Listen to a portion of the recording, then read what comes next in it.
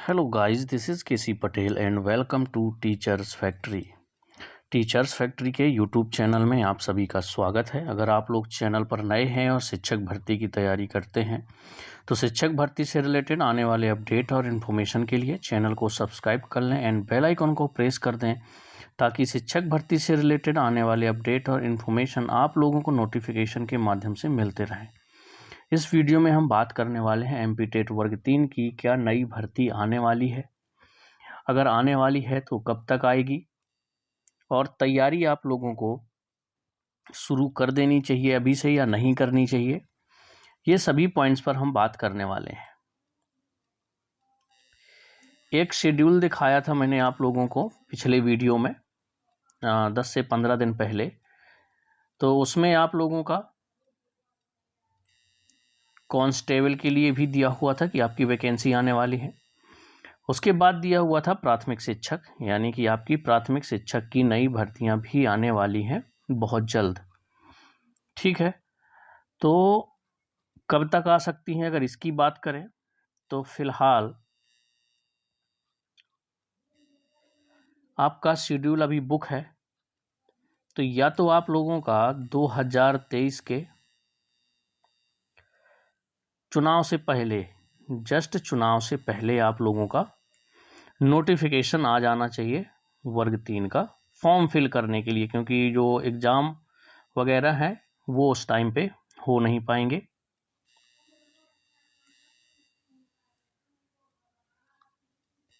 ठीक है, तो आपकी जो प्राथमिक शिक्षक की भर्ती है वो आएगी, ये तो क्लियर चीज़ है, क्योंकि जो आपको वो शेड्यूल दिया गया था एग्ज़ाम में उसमें आपका कांस्टेबल भी था, प्राथमिक शिक्षक भी थे और अदर पोस्ट भी थी कि इनकी भी जल्द आपकी नोटिफिकेशन आने वाले समय में आने वाले हैं। तो जितने बच्चों का सिलेक्शन अभी एमपी टेट वर्ग 3 में हो चुका है उनके लिए कोई प्रॉब्लम नहीं है, या जिनका भी सेकेंड काउंसलिंग में होने वाला है उनके लिए भी कोई प्रॉब्लम नहीं है। लेकिन कुछ पॉइंट, कुछ नंबर से, किसी कारण वजह से अगर इसमें बच्चे रह जाते हैं तो वो लोग अगली भर्ती की तैयारी करें, क्योंकि उन लोगों का जो एमपी टेट है वो तो क्वालिफाई है, उन्हें सिर्फ चयन परीक्षा देनी होगी वर्ग 3 की प्राथमिक शिक्षक की आने वाले समय में। तो वो लोग तैयारी से अभी से जुट जाएं। अब बात करते हैं कि सिलेबस क्या होगा। तो देखिए, प्राथमिक शिक्षक का सिलेबस आपका वही रहने वाला है, टॉपिक थोड़ा बहुत चेंज हो सकते हैं। ठीक है, जैसे आपका सीडीपी का सेक्शन हो गया तो ये भी रहेगा, है ना। जो लैंग्वेज हैं फर्स्ट और सेकेंड, हिंदी, इंग्लिश, हिंदी, संस्कृत, जो भी आप लेना चाहते हैं उसकी तैयारी करें, मैथ की तैयारी करें और पर्यावरण यानी ईवीएस की तैयारी करें। ईवीएस के लिए सबसे बेस्ट है एनसीईआरटी की बुक, तो यहाँ से तैयारी कर सकते हैं। और एक बात याद रखिए, जो लोग पहले से तैयारी करते हैं सिलेक्शन उन्हीं का फाइनल होता है। जब नोटिफिकेशन आता है तो उसके बाद ज़्यादा टाइम नहीं रह जाता एग्ज़ाम के लिए, और जो बच्चे उसी टाइम पे सिर्फ तैयारी करते हैं तो बहुत कम ही बच्चों का उनमें से सिलेक्शन हो पाता है। तो अगर आप लोग टीचिंग की जॉब चाहिए आप लोगों को तो तैयारी से अभी से लगे रहिए। चाहे आपका सीडीपी हो उसको अच्छे से करिए, ईवीएस करिए, पर्यावरण को अच्छे से करिए, अपनी लैंग्वेज करिए, हिंदी, इंग्लिश या संस्कृत, है ना, 3 में से जो भी एक लेते हों। तो ये चीज़ें आपको ध्यान देनी है। और नोटिफिकेशन की बात करें तो देखिए, कांस्टेबल का नोटिफिकेशन ऑलरेडी आ चुका है। इसके बाद अगर कोई नया नोटिफिकेशन आएगा तो वो आपका प्राथमिक शिक्षक का हो सकता है।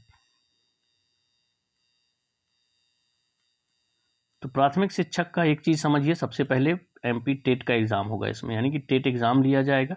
इसके बाद आपका चयन परीक्षा का नोटिफिकेशन आएगा। तो हो सकता है लंबा चला जाए, 2024 में चुनाव के बाद आपका चयन परीक्षा या फिर टेट एग्ज़ाम हो, लेकिन नोटिफिकेशन आने की उम्मीद है। तो आप लोग तैयारी में अभी से जुट जाइए, क्योंकि अगर पढ़ाई का फ्लो बना रहेगा, अभी आपने दिया है टेट एग्ज़ाम, ठीक है, अगर कुछ पॉइंट या कुछ नंबर से रह गए हैं, क्वालिफाई हैं पहले से, तो और अच्छे से तैयारी करिए ताकि जो अगली भर्ती है उसमें आपका सिलेक्शन 100% हो जाए।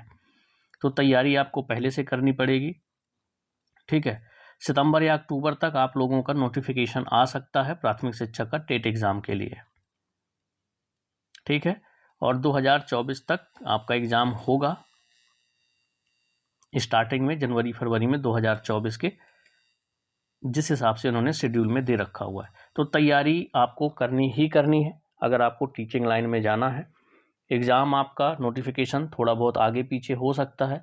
तो अगर जब आपको टीचिंग की तैयारी ही करनी है तो आप लोगों को टीचिंग की तैयारी लगातार कंटिन्यूअस आपको करती रहनी होगी। इसके अलावा सिर्फ आपको, अगर आप एमपी के हैं और एमपी के भरोसे बैठे तो ऐसा नहीं करना है, आपको सीटेट एग्ज़ाम भी देना है। उसका रीज़न मैं बता देता हूँ। सीटेट का जो सिलेबस है और प्राथमिक शिक्षक का अपने एमपी का सिलेबस है, लगभग 80% मिलता है, यानी कि एक जैसा है 80% सिलेबस। और इससे क्या होता है कि चाहे आपकी यूपी टेट में निकले तो भी आपको एग्ज़ाम देना है वहाँ पर। इससे जो पढ़ाई का फ्लो है वो बना रहता है ना, रिवीजन होता रहता है और अच्छे से तैयारी होती है, किस तरह के क्वेश्चन बन सकते हैं ये चीज़ें आपको पता चलती हैं। और आपको टीचिंग का कोई भी एग्ज़ाम हो, अगर आसपास के स्टेट में है आपका तो उसको भी आपको देना है। सीटेट तो आपको देना ही देना है और एमपी टेट एग्ज़ाम भी आपको अच्छे से तैयारी करके देना है आने वाले समय में। उसका आपका 2 एग्ज़ाम होगा, तो जब नई भर्ती होगी तो टेट एग्ज़ाम फिर से लिया जाएगा। इसके बाद चयन परीक्षा वर्ग 3 की करवाई जाएगी। तो जितने भी बच्चे हैं जिनका अभी तक सिलेक्शन नहीं हुआ है या फिर थोड़ा बहुत किसी पॉइंट से रह गया है, या वर्ग जो सेकेंड काउंसलिंग है इसमें भी किसी वजह से, किसी कारण से 1 नंबर या पॉइंट से रह जाता है, या फिर मान लो बहुत कम नंबर से भी है, तो अभी से तैयारी में जुट जाए। और एक और बात, जिन्होंने सीटेट क्वालिफाई किया हुआ है अगर, ठीक, तो बिहार में लगभग 80,000 प्राइमरी शिक्षक की भर्ती निकली हुई है, तो आप लोग वहाँ पर ज़रूर अप्लाई करें। 80,000 भर्ती बहुत ज़्यादा होती हैं, ठीक है। आपको मेहनत करनी है तो आपका सिलेक्शन बिहार में ज़रूर हो जाएगा। इसके बाद जब अपने स्टेट की निकलें तो आप अपने स्टेट का दीजिए। जैसे मान लीजिए दूर है, आप समझते हैं अदर स्टेट में कहाँ कितने दिन जॉब करेंगे, तो इसके बाद भी आप आ सकते हैं इधर।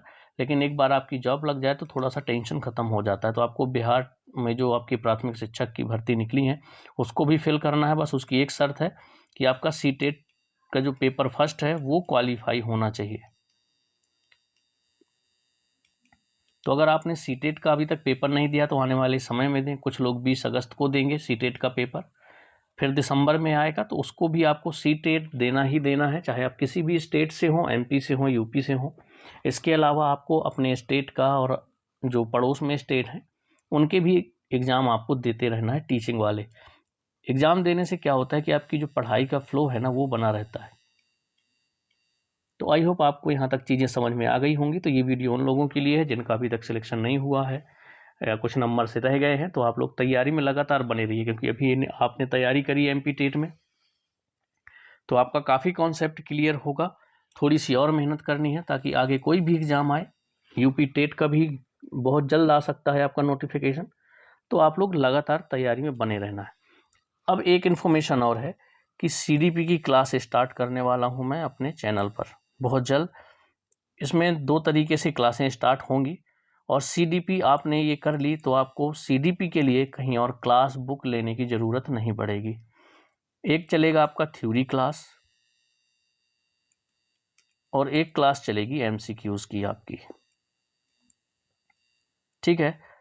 अब आप चाहे सीटेट की तैयारी करते हो, चाहे एमपी टेट की तैयारी कर रहे हो, चाहे यूपी टेट की तैयारी कर रहे हो, या फिर बिहार टेट की तैयारी, या फिर पंजाब टेट, हरियाणा टेट, आप किसी भी स्टेट से हो, सीडीपी प्राइमरी में बहुत ही महत्वपूर्ण रोल अदा करता है, आपको पता है।